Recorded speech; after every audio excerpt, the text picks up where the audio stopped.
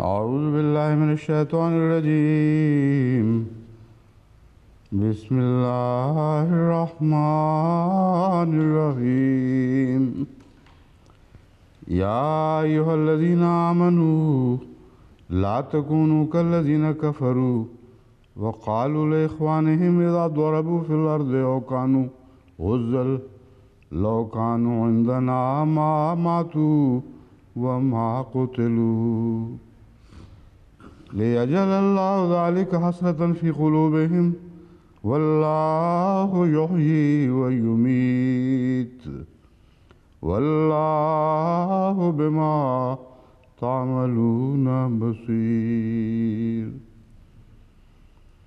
ولئن قتلتم في سبيل الله ومتم لمغفرة من الله ورحمة خير مما يجمعون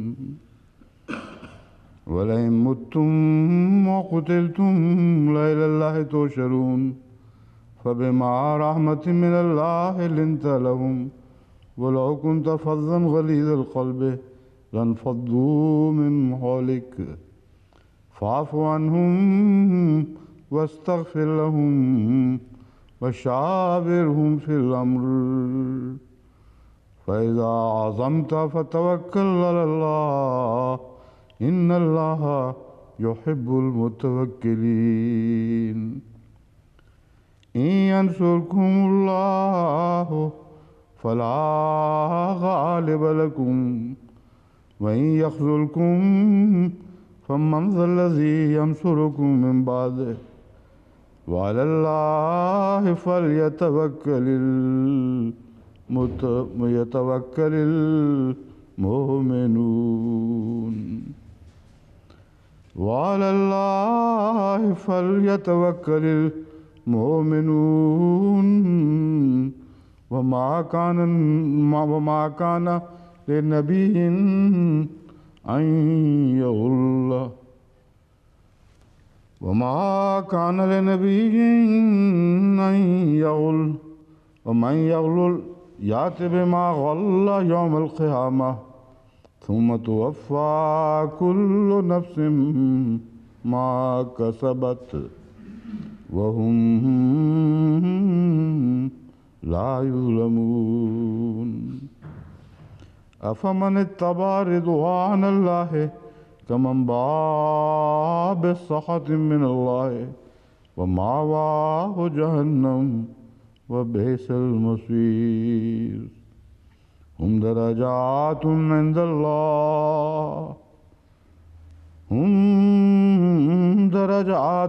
الله والله بصير بما يعملون.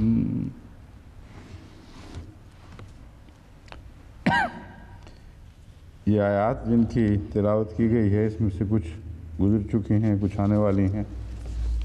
सरेदस्त हम जिस आयत पर गुफ्तगू कर रहे हैं वो 160 है, जिसका तर्जुमा एक दफ़ा फिर मैं आपके सामने रखता हूँ। और ये अल्लाह ताला की अज़ीम रहमत है कि तू उन पर मेहरबान हुआ, या तू उनके लिए मेहरबान और नरम गोशा रखता है। और अगर तू बदमिजाज होता और शकीउल क़ल्ब होता, सख्त दिल होता, तो ये लोग तुझे छोड़कर J'ai déjà commenté sur certains des versets que je viens de présenter et je vais parler à propos d'autres versets et je vais parler à propos du verset 160 dont je vais vous présenter la traduction. Et c'est grâce à la miséricorde infinie d'Allah que tu es bienveillant envers eux. Car si tu avais été sévère et si tu avais un cœur dur, il est certain qu'il se serait éloigné de toi. Pardonne-leur donc et prie Allah de leur accorder sa grâce.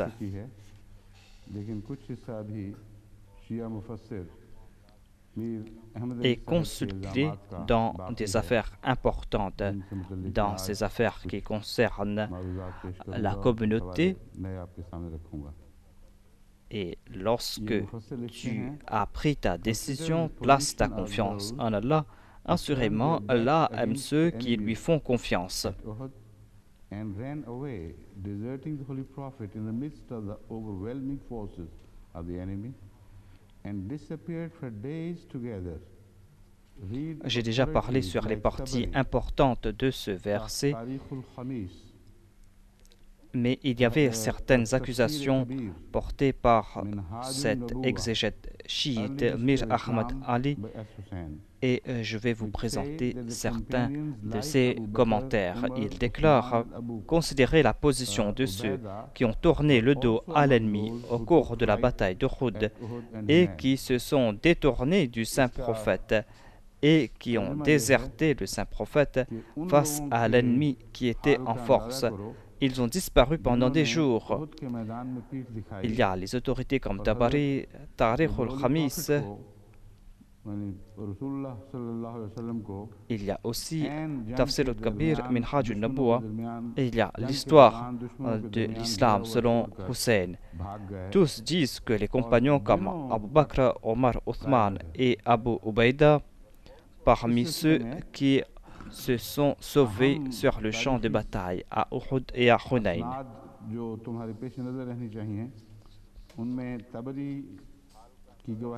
Et il déclare, voyez un peu la situation de ceux qui ont abandonné le champ de bataille à Uhud, alors que le saint prophète Mohammed Mustafa sallallahu alayhi wa sallam était au cœur de la bataille et qu'il se trouvait entouré d'ennemis. Ses compagnons l'avaient abandonné et ils avaient disparu pendant plusieurs jours.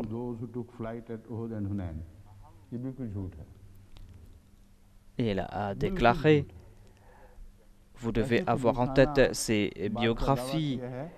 Il y a Tabari, Tariq al-Khamis qui a présenté des témoignages à ce sujet. Il y a le Tafsir al-Kabir de l'imam Razi. Et il y a l'histoire de l'islam par un certain As-Hussein qui a présenté ces faits. Voilà l'accusation qu'ils portent. Ils disent que tous ont dit que les compagnons comme Abu Bakr, Omar, Ousmane et Abu Ubaida étaient parmi ceux qui avaient tourné le dos à l'ennemi au cours de la bataille d'Uhud et de Hunayn. C'est là un mensonge. Ce sont des paroles infâmes. Et nous ne voyons pas de tels récits. On trouve au contraire d'autres récits qui présentent des faits contraires. Je vais présenter quelques faits à ce sujet.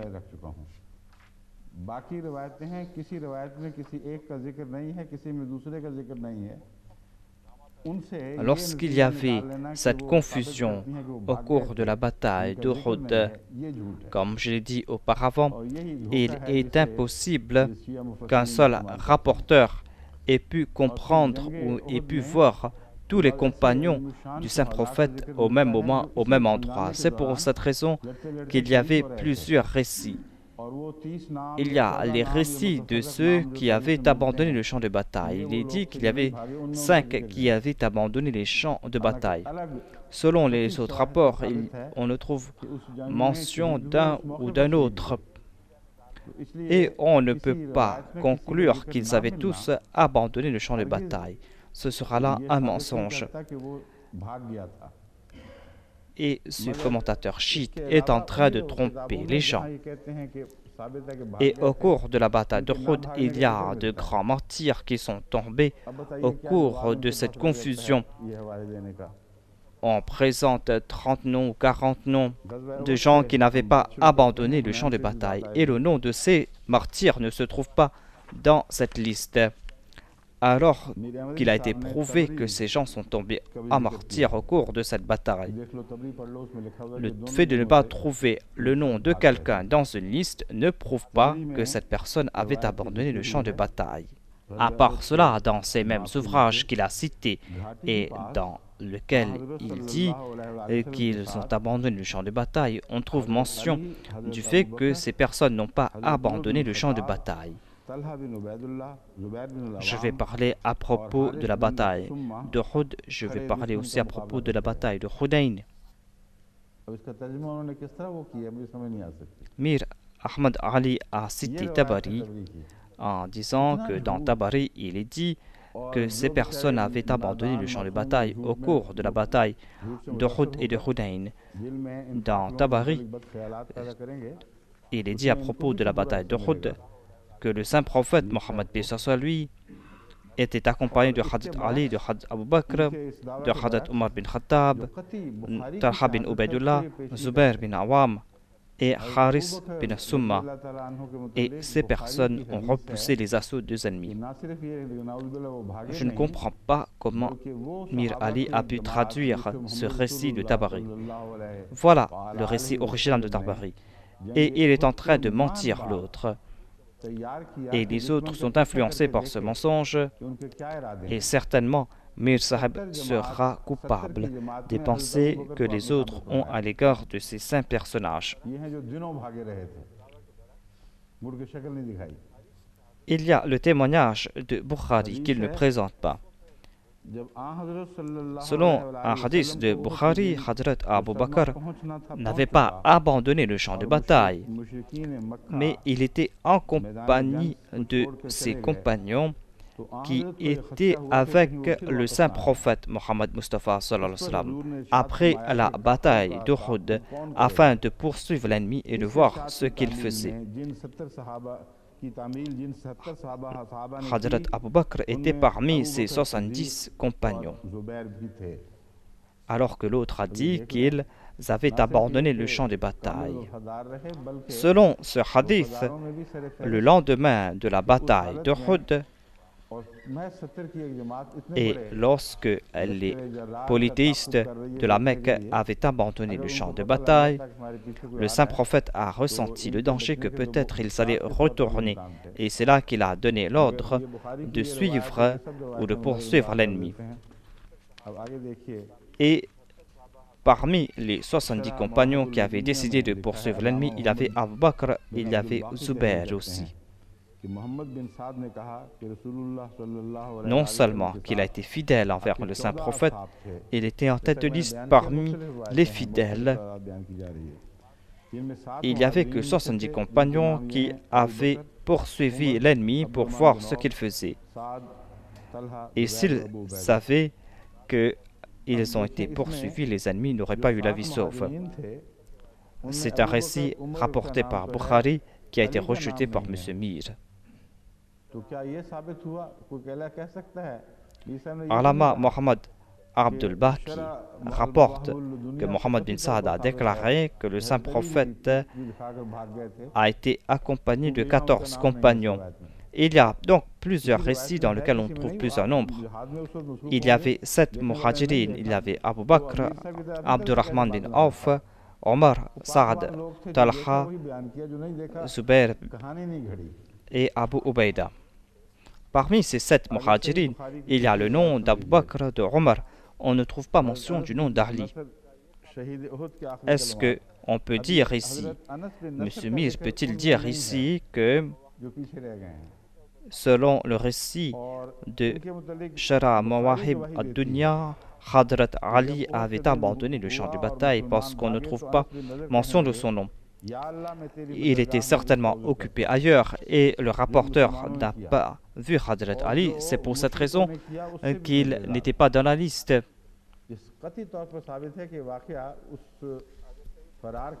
Il y a un autre récit de Sahih Bukhari. On rapporte les paroles de Hadrat Anas bin Nasr, le martyr de la bataille d'Uhud. Anas bin Nasr n'a pas été évoqué dans la liste de ceux qui sont restés en arrière. Et Bukhari rapporte que lorsque les musulmans ont abandonné le champ de bataille, il a déclaré: « Ô mon Seigneur, je me dissocie de ce qu'ont fait les musulmans et de ce qu'ont fait les mouchriquines. »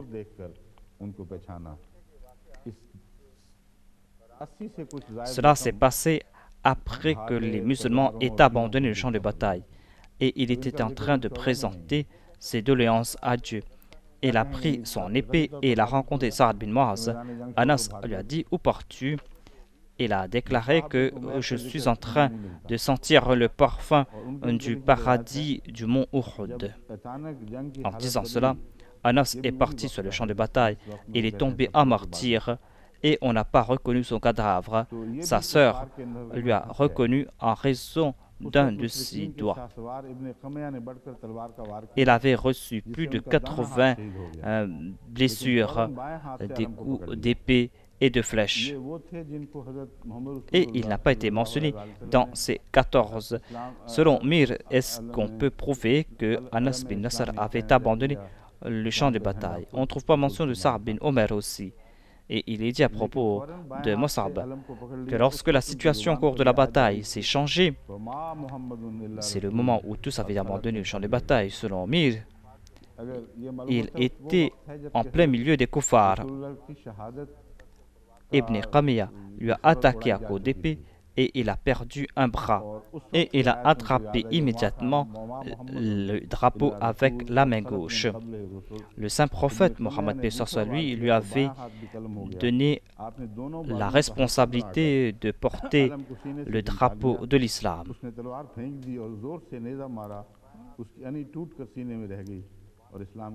Et lorsqu'il a attrapé ce drapeau, il a déclaré: Wama Muhammadun illa Rasul qad khalat min qablihi Rasul.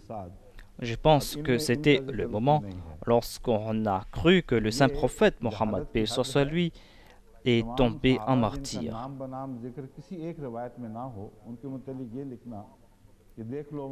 Et c'est là qu'il s'est souvenu de ce verset: Wama Muhammadun illa Rasul qad khalat min qablihi Rasul. Ibn Qayyim s'est attaqué et il a perdu l'autre bras.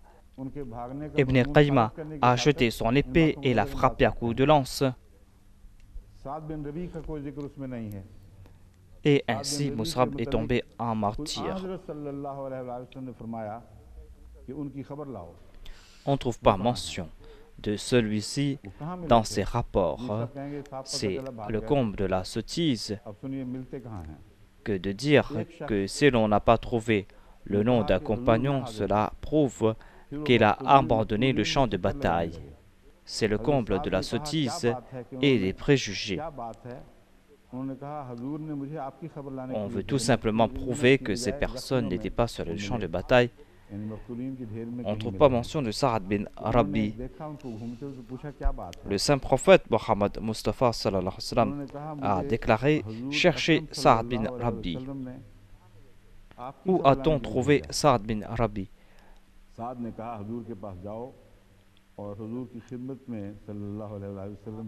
Quelqu'un a dit: je suis présent pour aller le chercher. Il a commencé à chercher Sa'd parmi les décédés.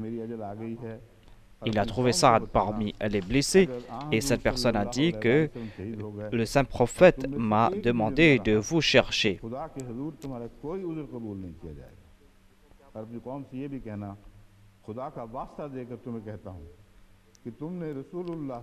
L'autre a dit: le saint prophète m'a demandé de vous chercher.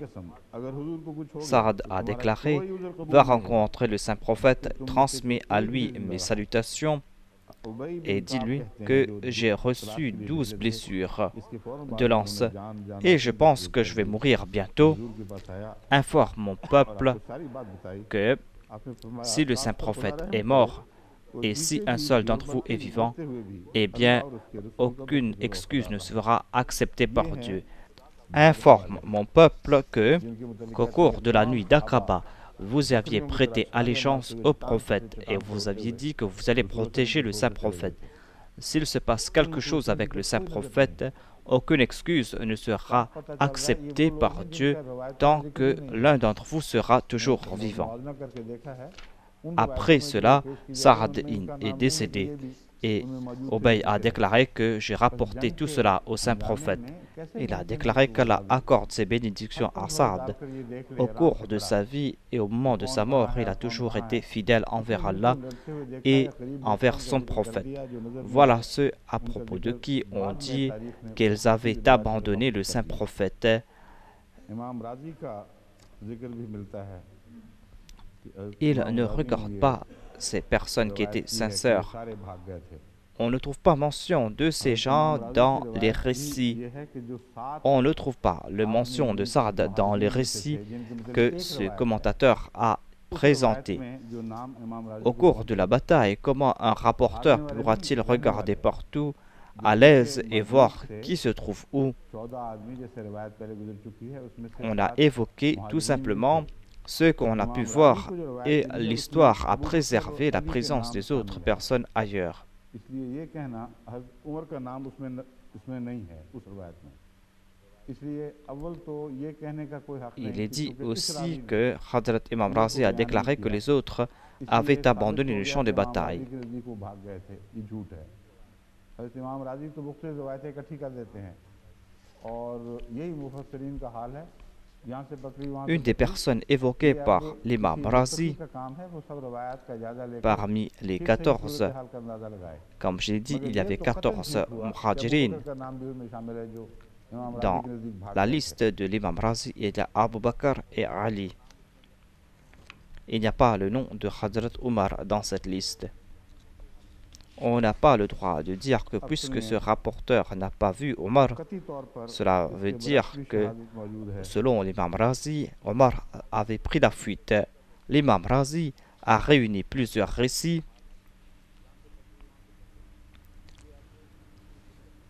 Ce n'est pas la tâche d'un muttaqi d'abandonner ces récits. On doit regarder tous ces récits pour prendre une décision. Mais on n'a pas le droit de dire que selon l'imam Razi, Abu Bakr avait pris la fuite. जंगे उहद वाली वो भी गायब कर दी। Il y a d'autres témoignages qui sont en train de présenter le contraire. Ali भी थे, एक से ज़्यादा रिवायतें।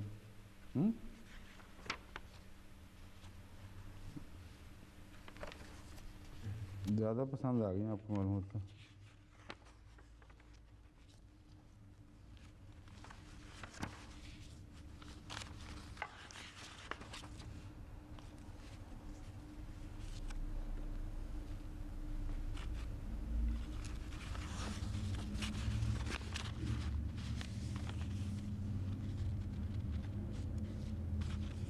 Où est le récit où on trouve mention de Hazrat Abu Bakr, de Hazrat Omar et de Hazrat Ali?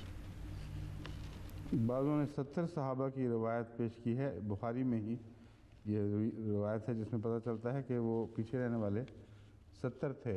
कहीं 30 आया है, कहीं 14 आया है। और ये देखें, ये रिवायत कती शायद मैं पहले पढ़ चुका हूँ। अल्लामा अबू जाफ़र मोहम्मद बिन जरीर तबरी की रिवायत में पहले पढ़ चुका हूँ कि घाटी में ये सब मौजूद थे।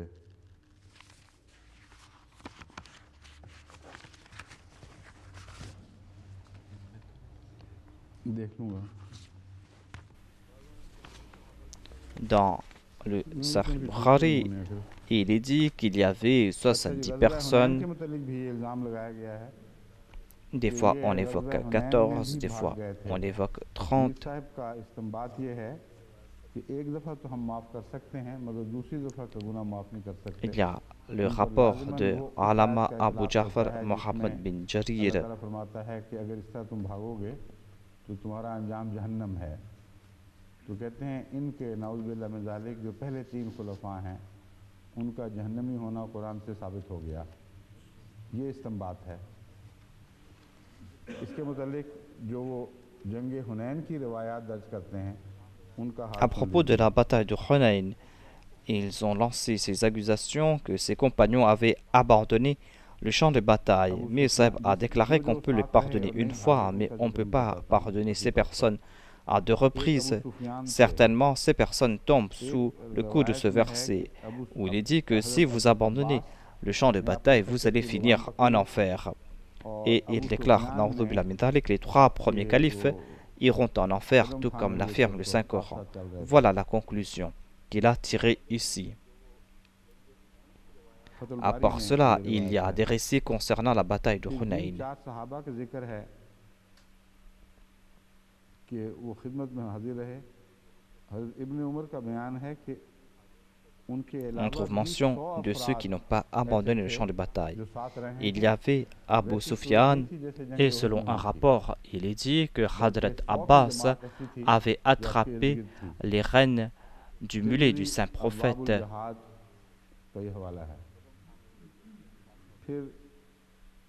Et Abu Sufyan était en sa compagnie. Cela a été évoqué dans Fathul Bari. Ensuite, on trouve mention de 4 compagnons. Il y avait Ibn Omar qui déclare qu'il y avait environ 100 personnes qui étaient présentes avec le saint prophète. Ce n'était pas la même situation qu'on avait vue au cours de la bataille d'Uhud. Il y avait 100 compagnons qui étaient autour du saint prophète. C'est un rapport qui a été mentionné dans Tirmizi, Abwab al-Jihad. Ensuite, Hadrat Abdullah bin Masoud a rapporté un incident et selon lui, il y avait 80 compagnons qui étaient présents. Le recueil Bahaki a rapporté un incident de Harissa bin Oman qui a déclaré qu'il y avait 100 personnes.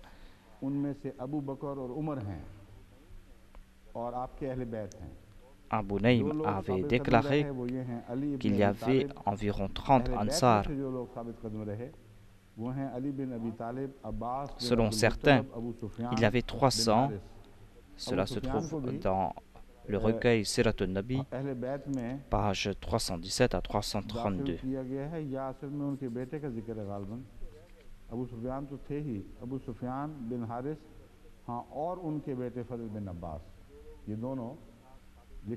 Parmi les Muhajirines, il y avait Abu Bakr et Omar, et il y avait les membres de la famille du saint prophète.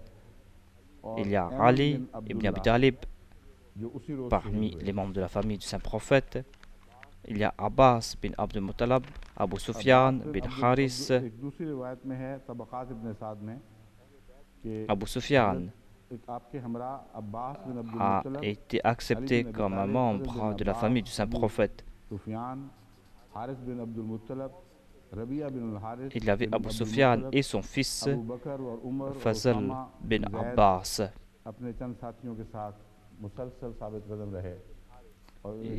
Rabia bin Haris, Oussama bin Zayd et Ayman bin Abdullah qui est tombé à martyr ce même jour.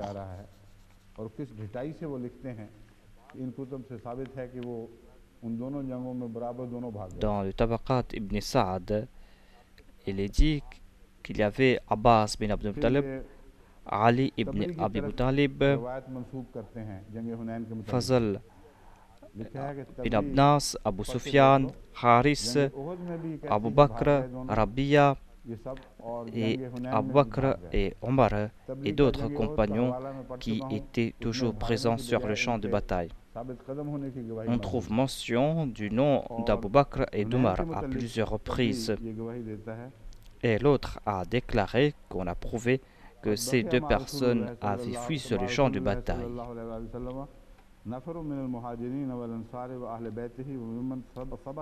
Et il y a Tabari qui a rapporté un autre incident concernant la bataille de Hunayn. Selon lui, selon Tabari, ils avaient abandonné le champ de bataille au cours de la bataille d'Uhud et au cours de la bataille de Hunayn. Tabari a prouvé qu'ils étaient toujours présents sur le champ de bataille. Et Tabari rapporte ceci à propos de la bataille de Hunayn.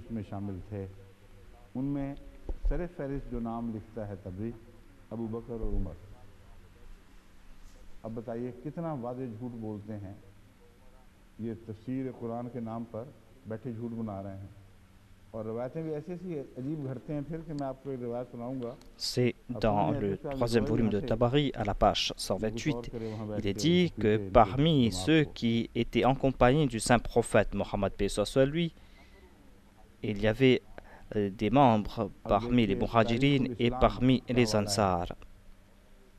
Il y avait aussi des membres de la famille du saint prophète. Il y avait en tête de liste Abu Bakr, il y a Omar. L'autre est en train certainement de mentir. Au nom du tafsir du Saint-Coran, ils sont en train d'inventer des mensonges. On ne sait pas si on doit pleurer ou si on doit rire.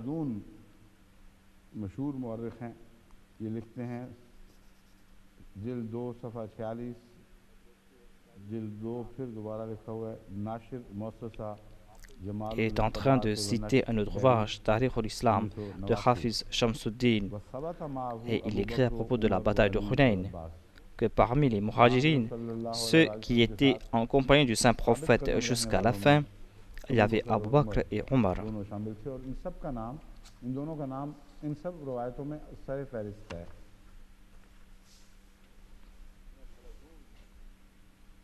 Ibn Khaldoun est un grand historien. Dans le volume 2, à la page 42, qui a été publié en 1989, il est dit: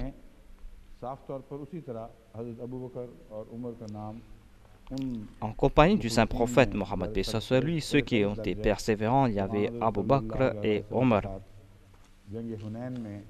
Leurs noms sont en tête de liste dans tous ces rapports qui ont été présentés.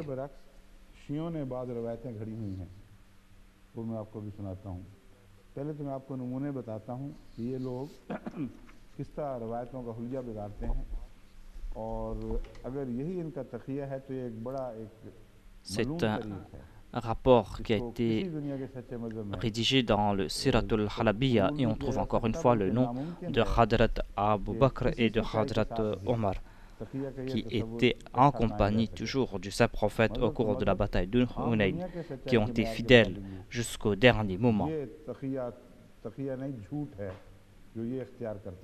Les chiites aussi ont rapporté plusieurs incidents. Je veux tout simplement vous présenter certains faits et vous démontrer comment est-ce qu'ils détournent l'essence de ces rapports. Si c'est cela, la taqiyya, eh bien c'est quelque chose de très déplaisant. La vérité et la taqiyya ne peuvent coexister ensemble.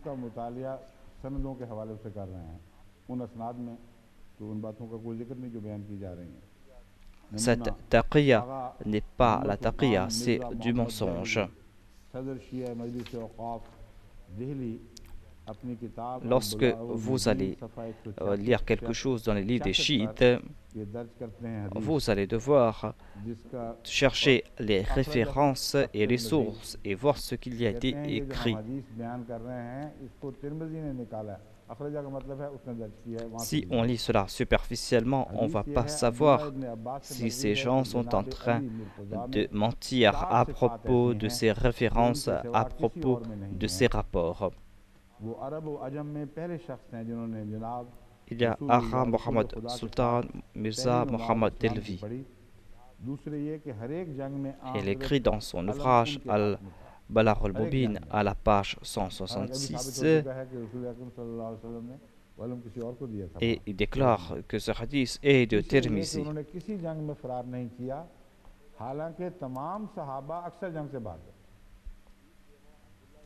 Selon ce hadith, Abdullah bin Abbas a déclaré que Ali possède 4 qualités que personne d'autre ne possède.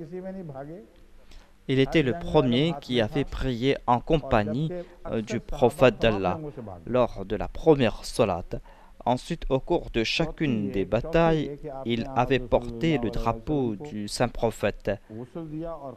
Alors qu'on vient de prouver que dans un autre cas, au cours de la bataille d'Uhud, le saint prophète avait confié ce drapeau à quelqu'un d'autre. Ensuite, il n'a jamais fui sur le champ de bataille, alors que la majorité des compagnons avaient fui sur le champ de bataille. Il n'est plus question de Hunayn et d'Uhud. Ici, cette personne est en train de dire que tous avaient fui sur les champs des batailles et que Ali portait toujours l'étendard et dans la plupart des cas, tous ses compagnons l'avaient abandonné. La 4e qualité est que Ali avait lavé le corps du saint prophète après sa mort et l'avait descendu dans sa tombe. कि सारी बाकी रिवायत अपनी तरफ से घट के दाखिल की हुई है। ये इनकी रिवायतों का हाल है। बैठे बनाई जा रहे हैं, अपनी तहरीरें करते On चले va जाते हैं maintenant और présenter le hadith. तकिया में पनाह मांग रहे हैं गालिबन अपने लिए। Dans ce एक hadith, दूसरा नमूना इनके il est dit, दजल और फरेब का देख लीजिए। एक साहब हैं अल्लामा कहलाते हैं, selon अल्लामा Ibn सैयद Abbas, गुलाम अली शाह साहब। la première personne qui a इनका prié en मुआवजा compagnie हुआ था du जलाल saint उल prophète जहाँ était ज़िला Ali. गुजरात में 1923 में। हज़रत उमर Tout ce के qui a été dit après a मज़लूमा été फरार inventé ग़ज़वा उहद के par सबूत cet में auteur. Voilà donc इन्होंने l'état de ces अल-इलाम auteurs. दुर्र मंसूर लिस्सुयूती जिल्द 2 सफ़ा 28 और Ils ne 80 का cessent जिक्र है। d'inventer des récits देख लो वहाँ तो साफ लिखा हुआ et है, उमर demandent मान la रहा है protection de कि Dieu मैं sous भाग la गया था taqiyya. और तुम लोग अभी जिद कर रहे हो कि नहीं भागे। वो कहते हैं मैं भाग गया, तुम कहते हो नहीं भागे।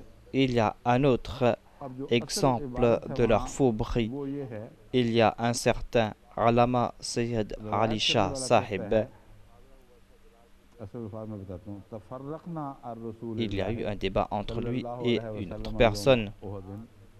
हज़रत उमर ने कहा कि एक मौका आया कि हम रसूल अकरम सल्लल्लाहु Il a cité वसल्लम से le पिछड़ Durr गए। Mansour यानी d'Asyuti हल्ला इतना तेज था pour कि prouver que उसमें Hadrat सहाबा Omar पिछड़ गए हैं भी। avait abandonné le champ de bataille. यहाँ फरार का कहाँ जिक्र है कि मैं भाग गया छोड़कर। Selon lui, ये Hadrat अपनी तरफ Omar से a बात déclaré बना qu'il दी avait abandonné le champ de और bataille.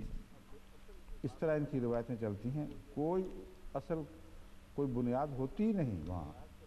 और अपनी तरफ से किसी Dans ce घर के rapport, रिवायतें मंसूब करते il हैं और est फिर dit पूरी रिवायत लिखते नहीं हैं, Tafarraqna an सिर्फ इशारा कर Rasulullah देते हैं। sallallahu alayhi wa sallam ये लिखते Yawma वही जैसे मैंने Uhud. बयान किया है, सब फर्जी Hadrat Omar कहानी a déclaré कोई उसका qu'à un वजूद moment नहीं au है। cours de la bataille d'Uhud, nous nous sommes तफर्रक़ना का séparés माना du saint फरार। prophète. अब दुनिया की दृष्टि में C'est-à-dire, औकात देखने को les नहीं मिल assauts रहे। étaient si violentes किसी qu'on ये s'est नहीं séparés du दुश्मनी saint नहीं, prophète. Il n'est दुश्मनी pas वाली होगी। ici mention de fuite. Ils ont inventé tout cela, ces auteurs तीसरा नमूना chiites. शिया लीडर अबू इरफान सैयद आशिक हुसैन साहब नकवी अपनी किताब असहाब रसूल की कहानी में लिखते हैं, Ils ne se reposent Abu pas बकर sur la जंग vérité ओहद को याद et करके रो inventent पड़ ces récits et ne कहते थे mentionnent कि qu'un गज़वा incident ओहद से ou जब la मैं भागा partie था d'un incident तो सबसे पहले et लौट कर inventent भी मैं des ही आया था। histoires. Selon lui, कैसी कैसी Tafarraqna कहानियां signifie करते हैं ये prendre la अंग्रेजी लोग। fuite. Vous n'allez pas trouver जंग cette हुआ करते थे, définition dans अब tous les मुसलमानों dictionnaires जो du सुन्नी monde. हैं उनके दिल नरम Et il करने के faut लिए voir si वो un भी chiite मजलिस में a आए बैठे हों, compilé un dictionnaire. किस तरह अदब से जिक्र करते हैं। ओह अबू बकर बेचारे जिक्र करते थे, रो पड़ते थे कि जब मैं भागा था ना तो फिर मैं Il वापस y a भी मैं un ही आया leader था। chiite qui s'appelle Ashik और Hussein तारीखों qui a déclaré हवाला que तारीखुल lorsque खमीस का Abu दिया है। Bakr se souvenait de la ये वही bataille हवाला है जो मीर d'Uhud, साहब ने दिया il है pleurait. कि किताबुल Il a खमीस से भी déclaré साबित que हो गया lorsque कि j'ai ये pris la fuite, ओहद में भी भाग गए और हुनैन में भी भाग गए। j'étais le premier à जो रिवायत ये retourner. है, क़ाला अबू बकर लम्मा सरफन नासो यौम उहदिन आ रसूलिल्लाह Ils appellent les sunnites et les font s'asseoir avec eux. Il a déclaré que Abu Bakr pleurait lorsqu'il mentionnait sa fuite et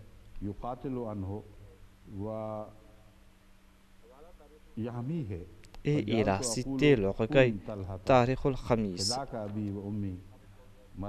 Il a déclaré qu'il avait pris la fuite au cours de la bataille de Hunayn et d'Uhud. वही बात कि जब अचानक जंग उहद में लोग बिखरे हैं सरफन्नास, अपने भागने का कोई जिक्र इशारा भी नहीं है, तो मैं जो पहला आदमी जो लपका मोहम्मद रसूलुल्लाह की तरफ वो मैं था। जब लोग भाग रहे थे तो मैं हुजूर की तरफ दौड़ रहा था और उस वक्त मैंने देखा कि आपके सामने एक शख्स बड़ी इखलास और फिदायत के साथ आपका दिफा कर रहा है, आपको बचा रहा है। मैंने कहा कौन Hazrat मैं जानता था Abu Bakr a répété la même chose, c'est-à-dire que lorsque, au cours de la bataille d'Uhud, les gens se sont dispersés. Il n'est pas mention ici de fuite. Il a déclaré que je suis la première personne qui est retournée vers le saint prophète, Mohammed paix soit lui. Et j'ai vu qu'il y avait devant lui un compagnon. quelqu'un qui défendait le saint prophète, paix soit sur lui. Et il a déclaré que je savais que c'est toi, Talha. Et ce fut Talha.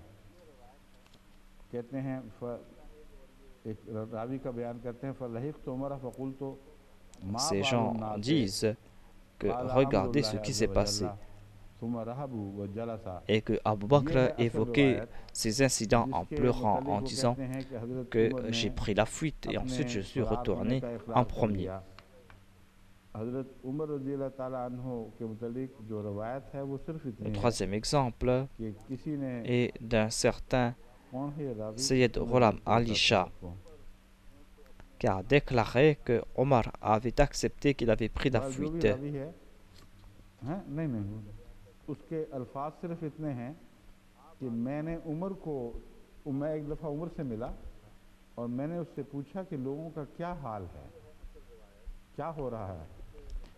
Voilà le récit selon lequel il est dit que Hadrat Omar avait déclaré qu'il avait pris la fuite.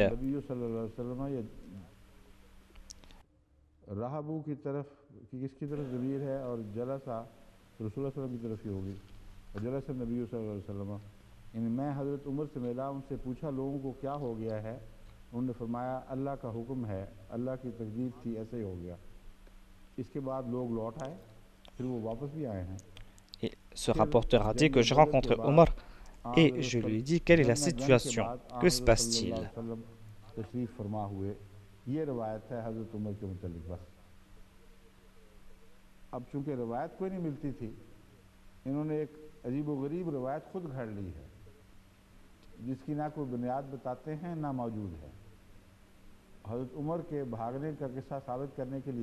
Et il déclare que j'ai rencontré le saint prophète et je lui dis que s'est-il passé?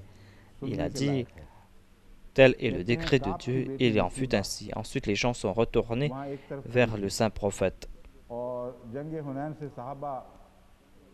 Et après la bataille, le saint prophète est retourné. Voilà le récit de Hadrat Omar. Puisqu'ils n'ont pas trouvé de récit contre lui, ils ont inventé un autre récit. Un récit qui n'est pas basé sur la vérité. Afin de prouver que Hadrat Omar avait pris la fuite, ils ont inventé un autre récit.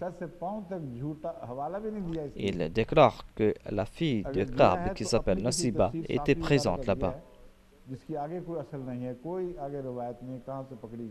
Au cours de la bataille de Hunayn, les compagnons avaient pris la fuite et elle était présente là-bas et les empêchait de partir.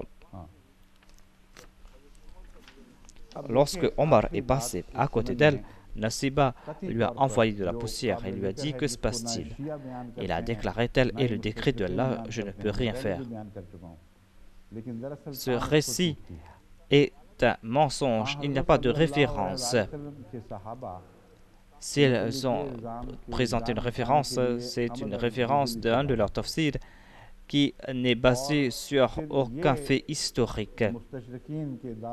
Voilà leur connaissance, voilà le niveau de leur vérité.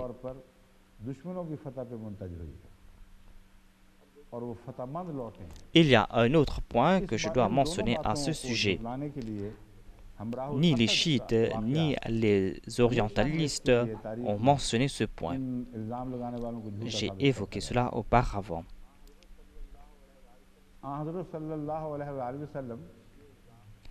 On a accusé les compagnons du saint prophète en disant qu'ils avaient pris la fuite pour sauver leur vie. Et les orientalistes disent aussi que cette bataille allait terminer avec la victoire de l'ennemi. Ils sont retournés victorieux, les incroyants. Il y a l'incident de Hamra ul-Hassad qui va prouver que tout ce qu'ils disent est complètement faux.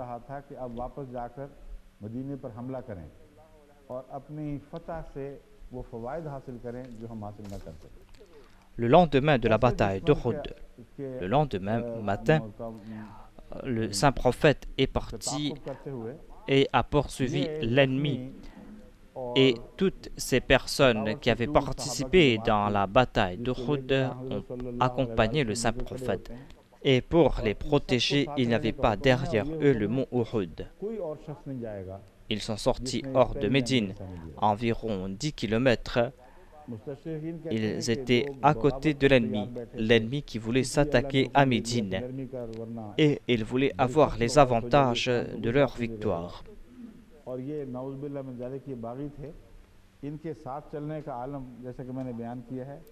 Les musulmans ont poursuivi ces ennemis. Ils étaient blessés, ils étaient fatigués. Le saint prophète a pris ses compagnons et ils sont sortis. Et il leur a donné l'ordre d'être avec lui. Il a déclaré qu'aucune autre personne ne va participer dans cette poursuite à part ceux qui avaient participé dans la bataille. Les orientalistes disaient que les gens étaient prêts à se rebeller. C'est pour cette raison que Dieu lui a dit qu'il doit être bienveillant envers ses compagnons. C'était des rebelles. Et comme je l'ai dit, il y a quelqu'un qui a déclaré que moi et mon frère, nous étions tous deux très blessés. Nous n'avions pas de monture. Et je me suis dit, comment est-ce que nous allons participer dans cette poursuite? Puisque j'étais moins blessé que mon frère, j'ai décidé de porter mon frère sur mon dos. Il était la monture de son frère. Voilà, ces compagnons peureux qui se sauvaient comme des brebis. Le saint prophète leur a accordé son pardon et Dieu leur a accordé son pardon parce qu'il savait très bien que ces gens n'avaient pas pris la fuite, n'étaient pas coupables. Ils n'étaient pas infidèles envers le saint prophète. Cela se passe au cours des batailles, qu'on n'arrive pas à soutenir l'assaut. Il n'y a pas d'autres preuves de leur véridicité. On ne va pas voir de tels incidents dans l'histoire du monde. Ils sont partis là-bas, ces musulmans, et ont campé là-bas pendant 3 jours, alors qu'ils étaient tous blessés. Et il n'y a pas un seul qui s'est rebellé. Et l'ennemi était face à eux. Et ils pouvaient voir leur feu s'allumer. L'ennemi n'a pas eu le courage de sortir et de s'attaquer aux musulmans qui étaient faibles et de les anéantir complètement. Voilà cet incident qui a inspiré la crainte dans les cœurs des ennemis. Et j'ai dit que je vais vous rapporter cet incident. Le Saint-Coran a mentionné la raison de cette crainte que les musulmans ont inspirée. Et j'ai dit que ici on n'a pas évoqué les croyants, mais ici on a évoqué la faiblesse du shirk, du polythéisme. Dieu fait la promesse au saint prophète Mohammed sur lui et déclare que c'est en raison du polythéisme, c'est en raison de leur faiblesse intérieure qu'ils auront peur. Ils auront peur et cela va prouver que sans la tawhid, on ne pourra pas progresser. Cette promesse est en train de s'accomplir ici. Certains orientalistes disent qu'ils avaient allumé des feux ici et on ne sait pas ce qui s'était passé exactement. Cela concerne une promesse concernant l'avenir.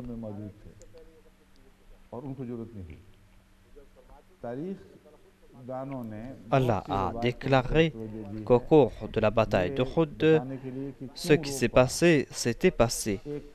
Cela veut dire que cela ne concerne pas cet incident au cours de la bataille d'Uhud.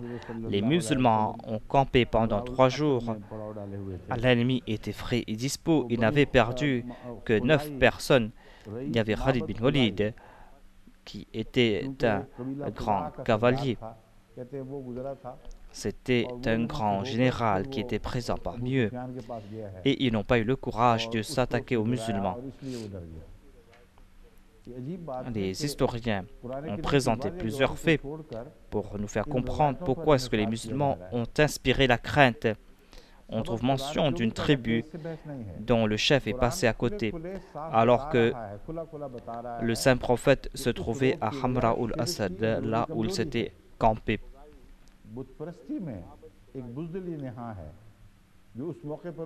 C'était le chef de la tribu Khuzra. Il est passé à côté, ensuite il est parti rencontrer Abu Sufyan et il lui a effrayé. Ils ont abandonné tous les témoignages du Saint-Coran et basent tout leur récit sur ces rapports. Il n'est pas question ici de la raison. Le Saint-Coran est en train de dire que la raison de cette crainte est la faiblesse intérieure du shirk. Il y a une certaine couardise dans l'idolâtrie et c'est pour cette raison que nous allons inspirer la crainte.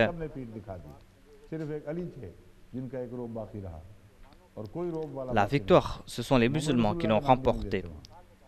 C'est nous présenter un autre exemple dans l'histoire du monde. Présenter un autre exemple similaire. Comment une ennemie qui a été apparemment vaincue, qui a pu poursuivre l'ennemi, comment on est en train de se moquer de cette armée musulmane en disant qu'ils avaient pris la fuite et que tous avaient été infidèles et qu'il y avait uniquement Ali qui était en compagnie du saint prophète. Et là-bas, il ne mentionne même pas le nom du saint prophète et ne fait que mentionner Ali.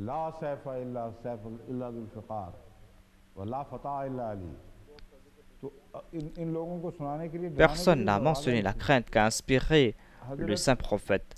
Mais ce qui m'étonne ici est que les historiens, pourquoi n'ont-ils pas demandé cela à Khalid bin Walid? Abu Sufyan était présent en compagnie du saint prophète au cours de la bataille d'Uhayn. Il était le chef des mouchriquines à l'époque. Pourquoi est-ce que les chiites ne les citent pas comme référence? Ils disent que du ciel, l'ange Gabriel avait annoncé que la Saifa et la Zulfiqar, wa la Fatah et la Ali. C'était une voix qui était là pour effrayer les mouchriquines. Khalid bin Walid n'a pas évoqué cela jamais. Il a vécu longtemps, il a servi l'islam pendant longtemps. Il a commandé plusieurs armées musulmanes qui ont eu du succès.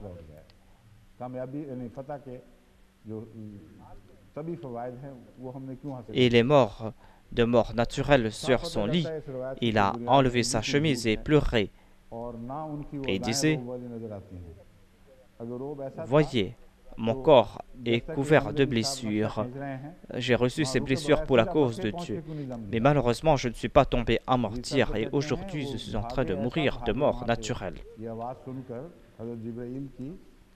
Il n'a pas dit pourquoi, au cours de la bataille d'Uhud, après avoir remporté du succès, pourquoi est-ce qu'ils sont retournés vers la Mecque. Pourquoi est-ce qu'ils n'ont pas cherché les avantages qui découlent de la victoire? Cela prouve que le rapport présenté par les chiites est complètement faux. Si tel fut le cas, tout comme l'a déclaré cet auteur chiite, pourquoi est-ce qu'ils ne sont pas partis directement dans la direction de la Mecque? Selon lui, en entendant la voix de l'ange Gabriel, ils sont partis à la Mecque immédiatement pour se mettre à l'abri. En entendant cette voix, pourquoi n'ont-ils pas accepté Hadrat Ali? Pourquoi ne sont-ils pas devenus musulmans? Que s'est-il passé au cours de la bataille d'Ahzab?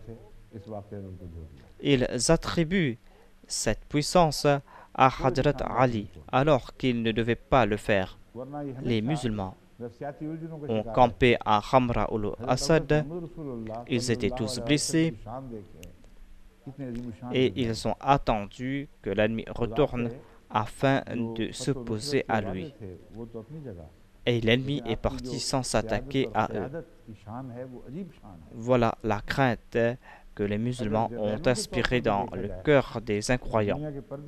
Cet incident a lavé l'accusation portée contre les compagnons qu'ils étaient tous des couards et qu'ils avaient fui sur le champ de bataille.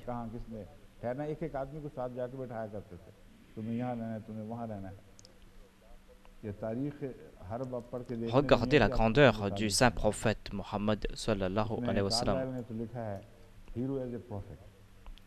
Il avait reçu des bonnes nouvelles qu'il allait remporter la victoire.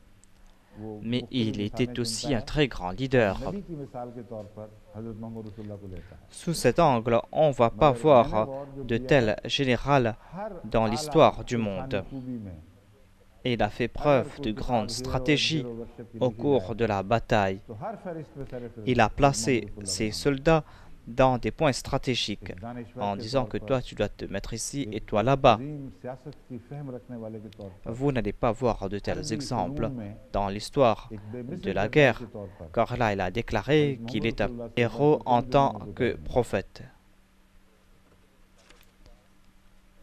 Carlyle a cité plusieurs exemples et il a cité le saint prophète comme exemple.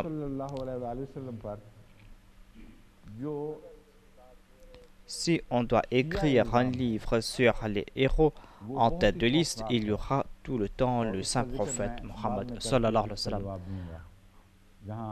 En tant qu'intellectuel, en tant qu'une personne qui maîtrisait la politique, en tant qu'un grand stratège, personne ne peut dépasser le saint prophète dans tous ces domaines.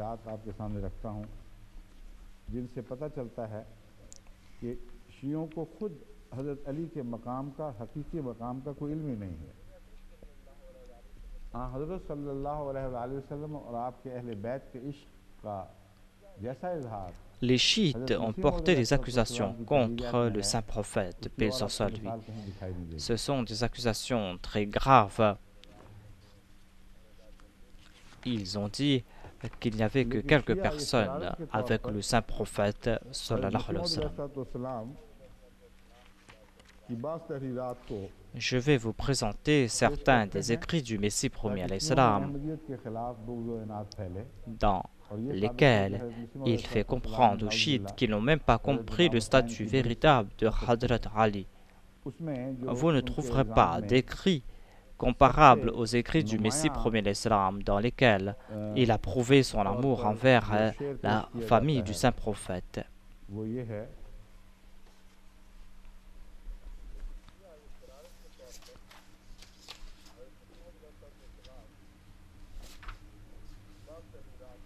Mais les chiites ont détourné certaines des paroles du Messie premier alayhi salam afin que les chiites soient les ennemis des Ahmadis. Et ils disent que le Messie premier alayhi salam a été coupable d'outrage à l'égard de Hadrat Imam Hussein.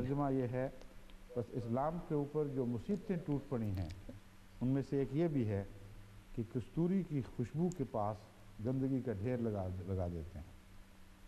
ये सारा कसीदा तौहीद की ताईद में शिर्क के खिलाफ एक जहाद पर मुश्तमिल है और इस ज़िमन में जिक्र फरमाते हैं कि देखो तुमने भी बहुत बड़े बड़े पाक लोग हों, हज़रत अली, हज़रत हुसैन रज़ी अल्लाह ताला अन्हुमा वगैरह वगैरह पर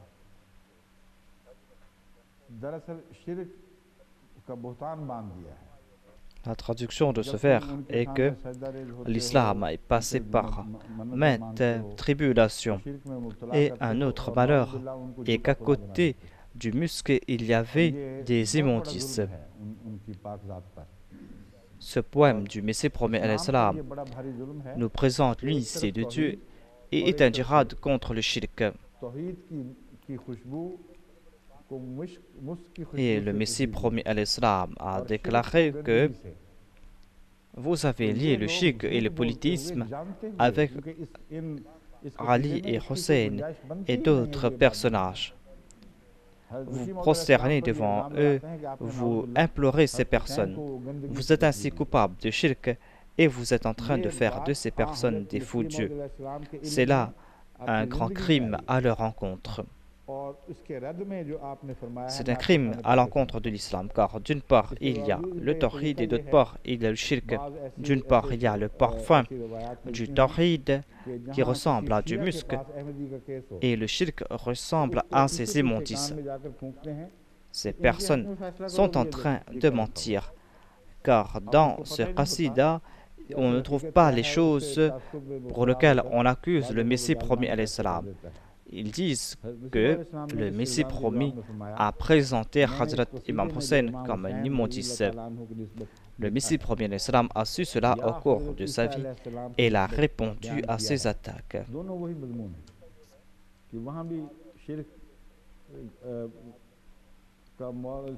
Et si on présente un cas d'un Ahmadi, un chiite, ils disent à ce chiite que vous n'avez pas le droit de juger en faveur des Ahmadis à cause de ce qu'a écrit le Messie promis.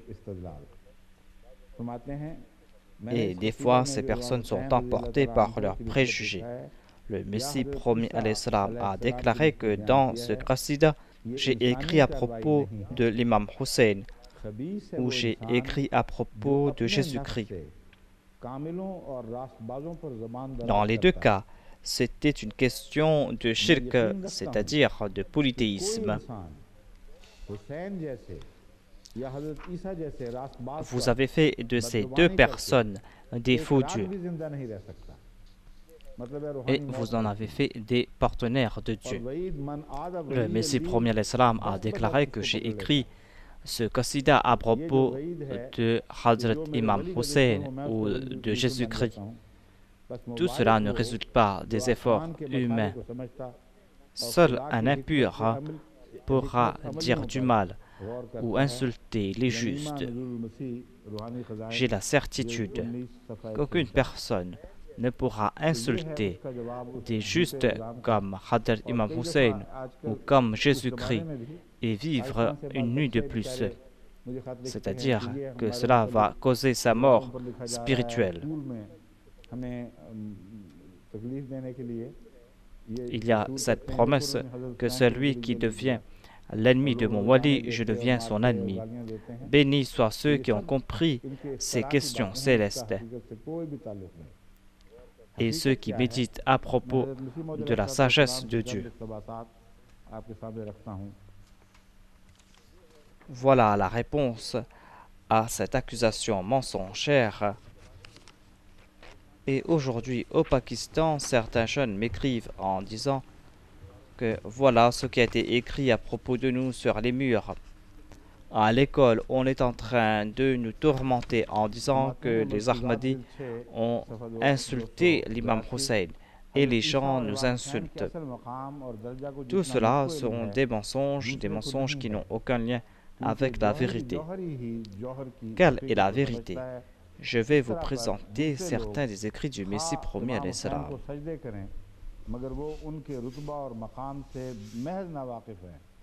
और ईसाई खा हज़रत ईसा को खुदा का बेटा या खुदा जो चाहे बना दें मगर उनके असल इत्बा और हकीकी मकाम से बेखबर हैं और हम हरगिज़ तहक़ीर नहीं करते ये झूठा इल्ज़ाम है.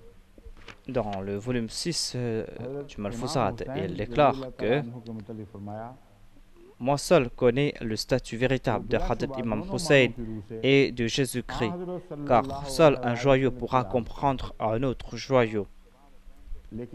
Même si les autres se prosternent devant l'imam Hussein, ils ne connaissent pas son véritable statut.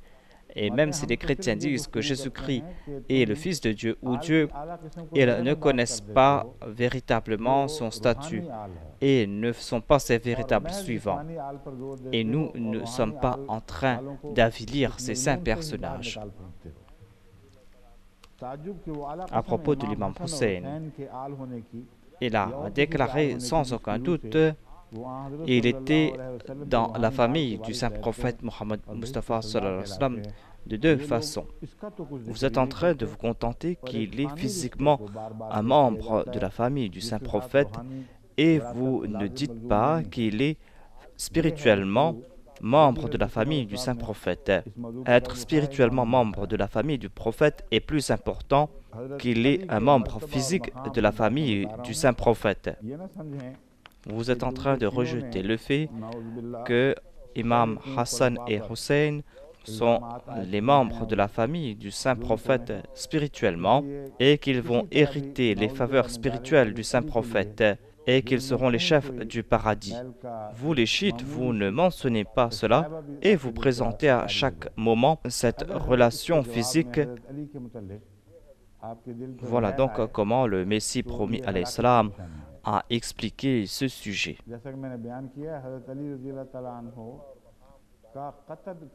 J'étais en train de parler à propos du statut de Hazrat Ali. Ne croyez pas que puisque les chiites ont insulté et honni les trois premiers califes, c'est pour cette raison que nous avons le droit d'avoir de mauvaises pensées à l'égard de Hazrat Ali, d'avoir le moindre soupçon de telles pensées dans nos cœurs. Si vous avez de telles pensées dans vos cœurs, alors ce sera un signe de la destruction. Comme je l'ai dit auparavant, jamais Hazrat Ali n'a jamais insulté les trois premiers califes. Lorsqu'il a évoqué ces trois califes, il les a toujours évoqués avec amour et respect. Jusqu'à la fin, il a été fidèle envers ces trois califes.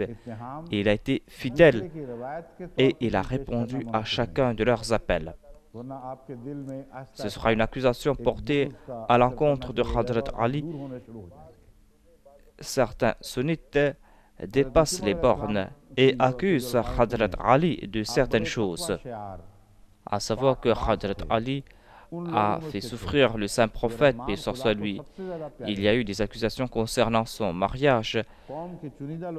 Je n'accepte pas cela. Ce sera inacceptable que d'accuser Hazrat Ali de quoi que ce soit à la lumière des récits des autres. Sinon, petit à petit, vous allez nourrir cette animosité dans votre cœur et vous allez vous éloigner. Écoutez les paroles du Messie promis alayhi salam. Il déclare que Hazrat Ali était un muttaqi, il était pur, il était de ceux qui étaient aimés par Dieu, le Rahman. Il était parmi les choisis du peuple, parmi les choisis. Il était le lion de Dieu. Et il était bienveillant envers les autres. Il était très généreux. Sa bravoure était incomparable. On ne pouvait le déloger de l'endroit où il se plaçait sur le champ de bataille. Il a fait des efforts tout au long de sa vie. Il a atteint les sommités de la spiritualité.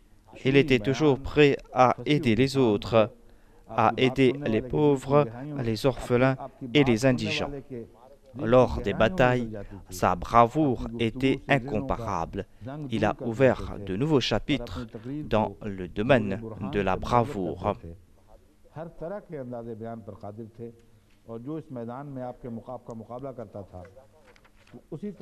Lors des batailles, sa bravoure était incomparable.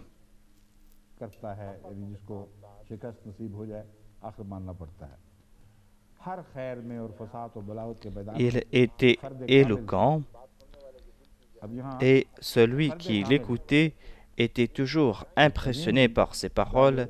Ses paroles atteignaient les cœurs des gens. Ses paroles enlevaient toute rouille qu'on pouvait avoir en soi. Il était très éloquent et celui qui essayait de se comparer à lui dans ce domaine subissait l'échec.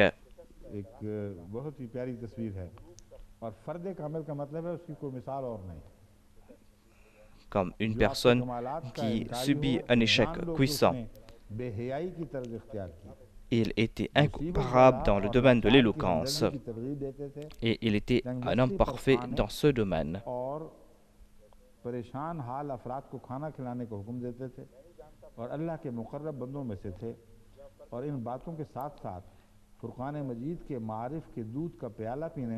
Il était un homme parfait.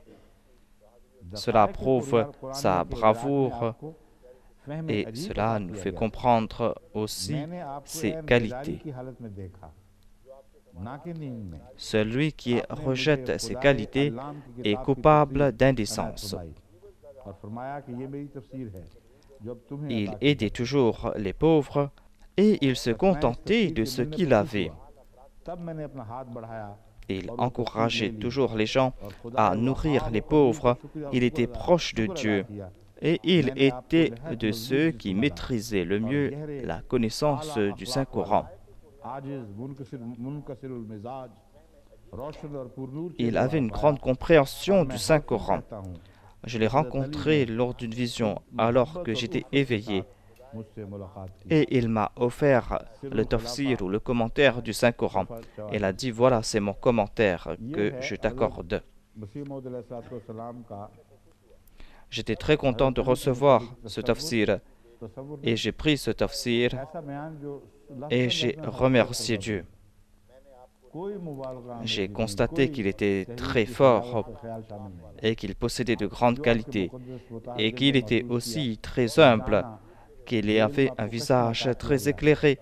Et je jure que Hadrat Ali a conquis mon cœur avec amour. Cela se trouve dans l'ouvrage Silul Khilafa du Messie promis.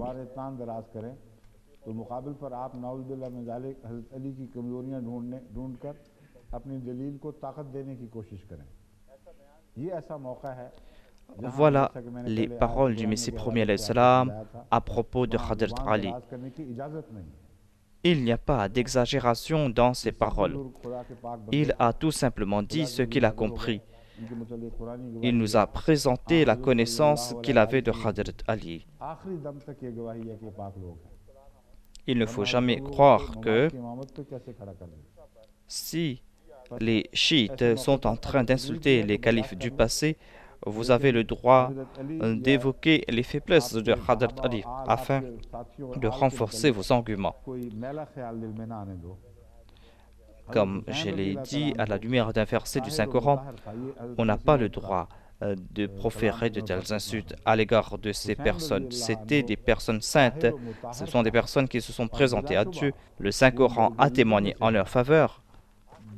Et jusqu'à la fin, le Saint-Prophète a prié pour ces personnes. Sinon, comment le Saint-Prophète aurait-il choisi Hadrat Ali comme imam pour la prière? Vous devez endurer ces souffrances, mais vous n'avez pas le droit de vous attaquer à la famille de Hadrat Ali. Vous n'avez pas le droit d'entretenir de mauvaises pensées à leur égard. Hadrat Hussein était pur d'entre les purs. Hussein était pur. Et sans aucun doute, il était parmi ces choisis que Dieu a purifiés de sa main, que Dieu avait choisi de sa main. Sans aucun doute, il est parmi les chefs du paradis. Et avoir la moindre animosité à son égard va causer la destruction de sa foi. Avoir la moindre animosité à son égard sera la cause de la destruction de sa foi. Sa taqwa, sa persévérance, sa pureté et ses ibadas sont des exemples pour nous. Et nous sommes de ceux qui suivent la direction de cet innocent. Détruit soit celui qui est son ennemi. Celui qui éprouve de l'amour pour lui remportera la victoire. Dans les débats entre les chiites et les sunnites, on n'évoque pas Hadrat Ali, mais on évoque certainement Hadrat Imam Hussein. Et certains sunnites ont honni à tel point Hadrat Imam Hussein qu'ils qualifient Yazid de Hadrat Yazid. Et ils évoquent les erreurs de Hadrat Imam Hussein. Et ils disent que dans de telles situations, Na'udhu bin Talik, Yazid était contraint d'agir comme il a agi. C'est une action très vile et la Jamaat Ahmadiyya n'a aucune relation avec cela. En dépit du fait que nous sommes sunnites, nous sommes différenciés des autres. L'imam de l'époque nous a offert un cœur éclairé et un esprit éclairé. Il a empli nos cœurs de lumière, une lumière qu'il a reçue de la part de Dieu. J'ai déjà présenté le point de vue concernant les chiites. J'ai tout dit et j'ai présenté notre point de vue et j'ai présenté la vérité. Cela ne veut pas dire que nous sommes avec ces sunnites qui, na'udhu billah min thalik, sont en train de s'attaquer à Hadrat Imam Hussein et sont en train de louer les ennemis de l'imam Hussein. Le Messie premier l'Islam déclare à ce sujet: nous sommes en train de suivre la direction qu'a reçue cet innocent. Détruit soit le cœur qui est l'ennemi de Hussein, et le cœur qui a de l'amour pour Hussein va remporter du succès. Ce cœur va refléter toutes les bonnes qualités que possédait Hadrat Imam Hussein, tout comme un miroir réfléchit à l'image d'une belle personne. C'est-à-dire, vous devez accepter les qualités de Hadrat Imam Hussein, tout comme un miroir reflète l'image d'une belle personne. Ces pieux sont inconnus du monde. Qui peut les respecter, sauf celui qui est des leurs? Le monde ne peut les reconnaître, car ils sont très loin du monde. C'est pour cette raison que Hussein est tombé en martyr, parce qu'il n'a pas été reconnu à sa juste valeur. Le monde a-t-il aimé les pieux et les saints pour qu'on puisse aimer Hadrat Imam Hussein? Ce sera la pire des malhonnêtetés que de mépriser Hadrat Imam Hussein. Celui qui méprise l'imam Hussein et les imams pieux et celui qui utilise des paroles méprisantes à leur égard est en train de nuire à sa foi, car Allah devient l'ennemi de ses bien-aimés.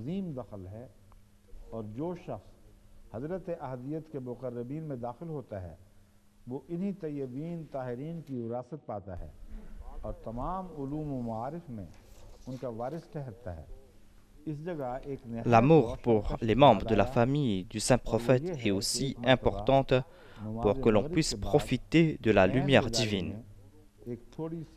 Afin de profiter de cette lumière qui vient de la part de Dieu, quels sont les moyens pour acquérir cette lumière? Il a déclaré à ce sujet: l'amour pour les membres de la famille du saint prophète est important, et celui qui est des leurs devient l'héritier de leur faveur. Il devient l'héritier de leur connaissance. Je me souviens d'une vision que j'ai eue. Une fois, après la prière de Maghrib, alors que j'étais tout éveillé, lorsque les membres de mon corps étaient engourdis,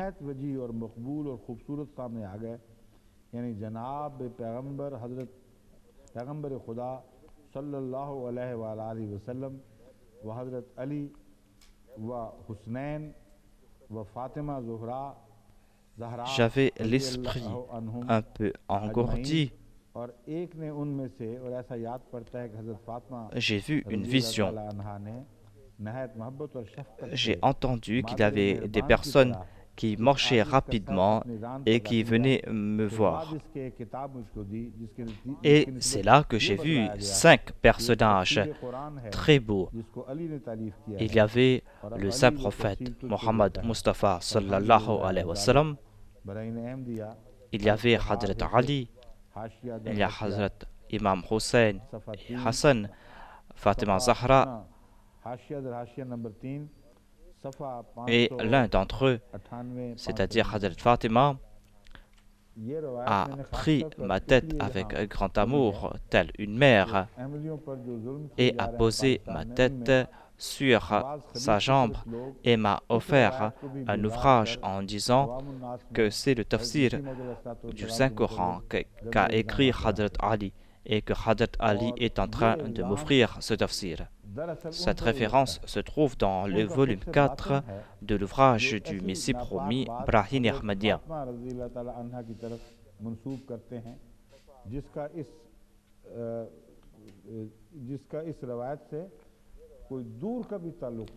J'ai choisi cette référence ici car au Pakistan, les Ahmadis sont la cible de persécutions et certains infâmes ont détourné le sens de ces paroles du Messie promis alayhi salam et sont en train d'accuser à tort le Messie promis alayhi salam. Cette accusation retourne vers eux. Ce sont des impurs qui peuvent avoir de telles pensées à l'égard de Hazrat Fatima. Et cela n'a aucune relation avec ce qu'a dit le Messie promis alayhi salam.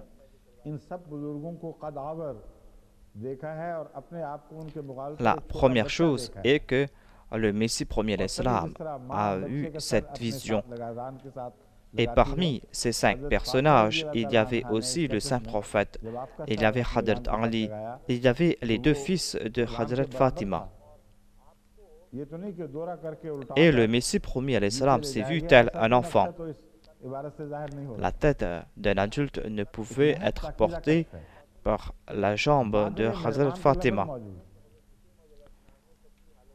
Le Messie promis alayhi salam a vu cette vision et il s'était vu comme un enfant dans cette vision.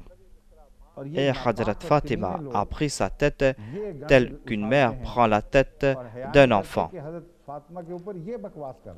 Hazrat Fatima a posé sa tête sur sa jambe et sa tête était de la même dimension que sa jambe.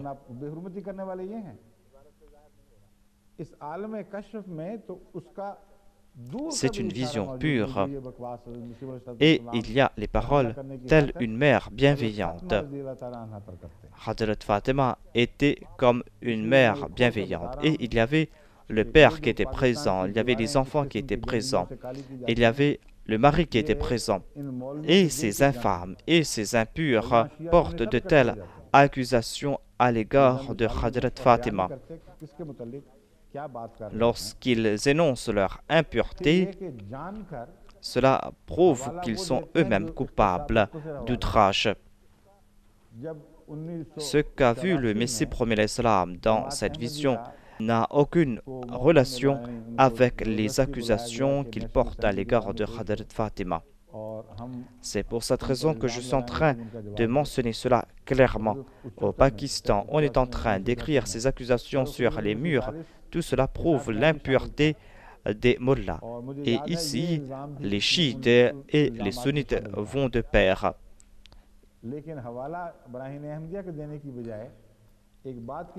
En toute connaissance de cause, il ne cite qu'une partie de cette référence.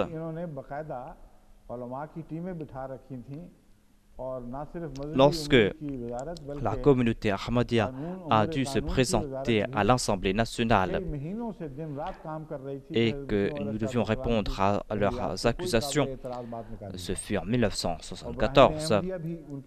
J'étais en compagnie du 3e calife et je me souviens qu'on avait présenté aussi cette accusation.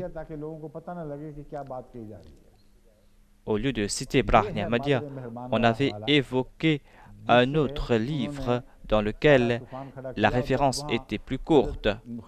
Alors qu'ils avaient des ulémas qui étaient présents, il y avait aussi des juristes qui étaient présents. Et matin et soir, ils avaient travaillé dessus pour chercher des paroles grâce auxquelles ils auraient pu accuser le Messie promis alayhi salam. Ils avaient aussi étudié le Brahni Ahmadiyya. En toute connaissance de cause, ils avaient abandonné cette référence et ont pris l'autre référence plus courte afin d'égarer les gens. Voilà la référence qui concerne une mère bienveillante. Et lorsque le 3e calife a cité cette référence tirée de Brahni Ahmadiyya, les mullahs ne savaient que dire. Et les autres les regardaient et riaient. Voilà la référence. Malheureusement, il n'y a pas eu d'enregistrement vidéo. Sinon, vous auriez vu le visage de ces mullahs et comment les personnes dans la salle, comment la majorité des membres de la salle étaient en train de se moquer des mullahs. Mais ils n'ont pas de pudeur et ne cessent de répéter ces mêmes paroles. Dans l'ouvrage Izala Awham le Messie premier a déclaré que les 12 imams sont des purs et sont parmi ces personnes qui ont reçu des visions. Selon le Messie premier, ces personnes étaient les membres de la famille du saint prophète physiquement et ils étaient aussi spirituellement membres de la famille du saint prophète. Et il a déclaré qu'on doit accorder plus d'importance au fait qu'ils étaient les membres spirituels de la famille du saint prophète, car ainsi les autres aussi auront ce désir. Vous pouvez mentionner le fait qu'ils étaient les enfants physiques du Messie premier, les autres ne pourront rien faire. Il déclare inviter les gens dans cette direction. Et c'est pour cette raison que le saint prophète Mohammed lui a été envoyé.